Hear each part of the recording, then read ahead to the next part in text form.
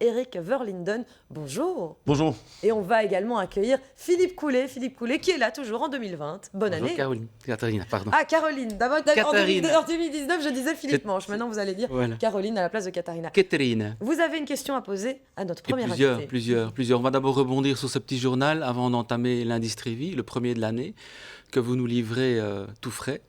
Le One Bonus, est-ce que vous avez une vision là-dessus? Il y a vraiment avoir un effet ressac du marché sur... Il va y avoir un effet retard, je pense, de 3-4 mois sur le marché, mais ça n'aura pas beaucoup plus d'impact. On a eu exactement ce même type de phénomène il y a quelques années, lors de la réduction de droits d'enregistrement en Flandre. Il y a eu des passages comme ça, et en général, le marché met entre 3 et 4 mois à absorber ces retards. Donc, pas très inquiet. Ça va, pas de crainte. Alors venons à ce qui nous rassemble aujourd'hui, le premier indice Trévi 2020. Et vous n'allez pas nous dire que tout va bien, Madame la Marquise, encore une fois quand même. Mais j'aurais bien voulu presque vous décevoir, parce que j'entends que vous êtes presque malheureux d'entendre que le marché résidentiel se porte bien. On voit le graphique derrière vous. Donc, eh bien non, il se porte bien. Et c'est vrai, oui, c'est vrai que le 4e trimestre 2019 a été du même acabit que les 3 premiers. On a connu une hausse successive, et cette hausse a continué sur le 4e trimestre pour terminer tout près de 120. On est juste en dessous de 120, 119. Vous êtes quand même déçus. Hein. Vous n'avez pas atteint la ligne barre des 120. C'est pas grave, ce sera pour 2020. On en garde un petit peu sous le coude. Et même au-delà, puisque si on garde cette progression-là, je pense. C'est plus d'un point par trimestre. Tout à fait. Je pense que d'ailleurs nos perspectives de croissance des prix sur le résidentiel en 2020 sont de l'ordre de 4 à 4,5%, donc un petit peu au-dessus de ce qu'on a connu sur l'année 2019. Bon, alors, ça c'est pour les chiffres moyens. Maintenant, on va rentrer un peu dans le détail et expliquer le pourquoi du comment, et surtout comment vous voyez l'avenir, puisqu'on ouvre le marché 2020. On a vu ici dans le bien de la semaine une ferme réhabilitée, mais à plus d'1 million d'euros. Ce n'est pas le type de bien que vous ciblez dans cet indice. Hein. Vous prenez les biens moyens. On va en voir défiler derrière vous quelques-uns pour montrer un peu que le marché, c'est d'abord le tout venant, qu'il soit ancien ou qu'il soit nouveau. Alors, vous me disiez qu'un des points essentiels, c'est que l'écart entre le marché qui est de plus en plus à l'investisseur, vous disiez dans les achats, et les locataires ne soient pas trop tendus, que les loyers suivent un petit peu les capitaux investis. Et là, vous me dites, le marché de la location continue à bien tourner, puisque... Oui, tout à fait. Donc, il y a deux phénomènes qui se conjuguent. Vous avez à la fois le pourcentage d'investisseurs qui a tendance à croître dans le volume moyen qui s'investit sur l'immobilier. Aujourd'hui, sur 100 € qui est dépensé dans le marché immobilier, il y en a environ 60 qui est destiné à investir. Et là, on parle pour toute la Belgique ou pour Bruxelles? On parle de la Belgique. Toute la Belgique. Oui, toute la Belgique. Donc, c'est encore bien plus gros à Bruxelles. Absolument. Alors, dans les centres urbains, c'est là que le pourcentage d'investisseurs est le plus important. Mais c'est clair qu'il y a une condition sine qua non qui est corollaire à cette augmentation du nombre d'investisseurs, c'est que le take-up, c'est-à-dire la prise en location, soit suffisamment rapide, parce que sinon c'est très bien d'avoir investi, mais sans locataire, ça ne rapporte pas beaucoup. Et donc là, on est aujourd'hui dans un équilibre, puisque le take-up début 2019 ou le take-up fin 2019 est grosso modo le même. On est à 35 jours de délai moyen.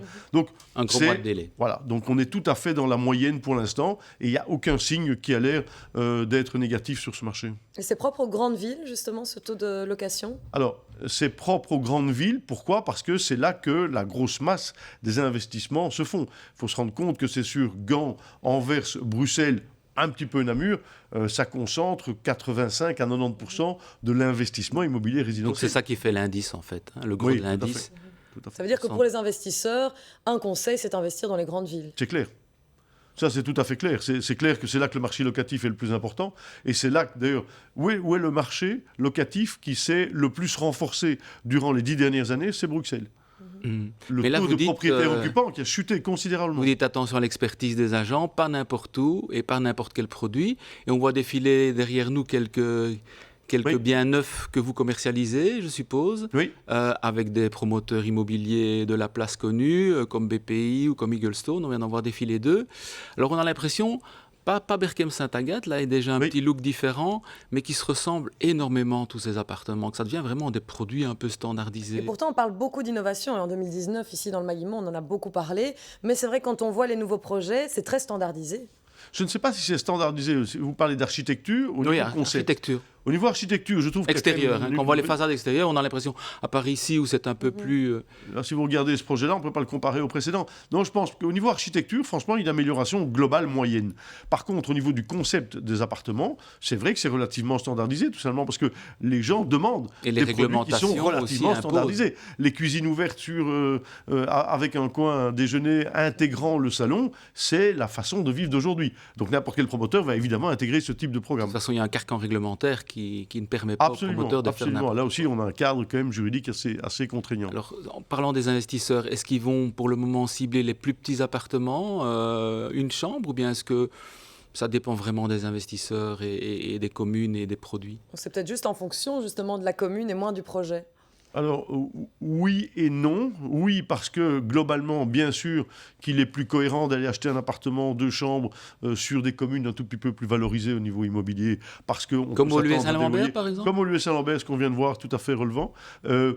Mais par contre, non, parce que de manière générale, là où la demande locative est la plus forte, c'est sur les studios, une chambre, 2 chambres. Il faut se rendre compte qu'on a environ 8% de la demande en location d'appartements qui porte sur les 3 chambres. Donc ça veut dire clairement que c'est... OK, on peut acheter un appartement 3 chambres, mais la probabilité de location est quand même assez faible. Donc nous, on déconseille, évidemment, quelle que soit la commune, chic, moins chic, n'achetons pas un 3 chambres. Ah bon, d'accord.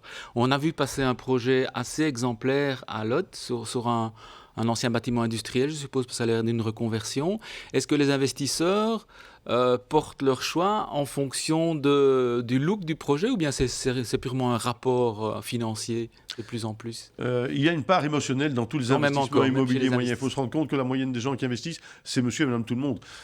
Autant on gomme l'effet émotionnel, au plus on monte dans les montants et au plus on professionnalise l'acquisition. Dans le commercial, dans les bureaux, il n'y a pas une once d'émotionnel. Là, on est vraiment sur du financier pur et dur.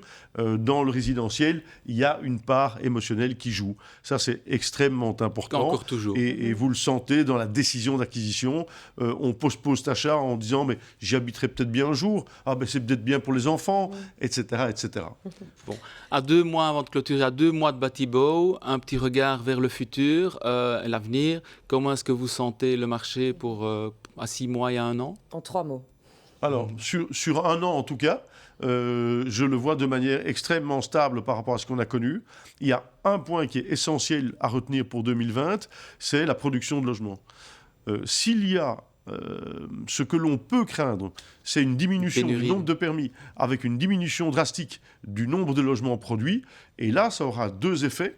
Un, forcément, une diminution de la vente en biens neufs et une augmentation de la demande sur les biens existants et donc une augmentation de prix plus importante sur ce qu'on appelle, nous, le marché secondaire. Donc, messieurs les décideurs locaux et régionaux, retroussez-vous les manches et octroyez des permis plus rapidement qu'actuellement?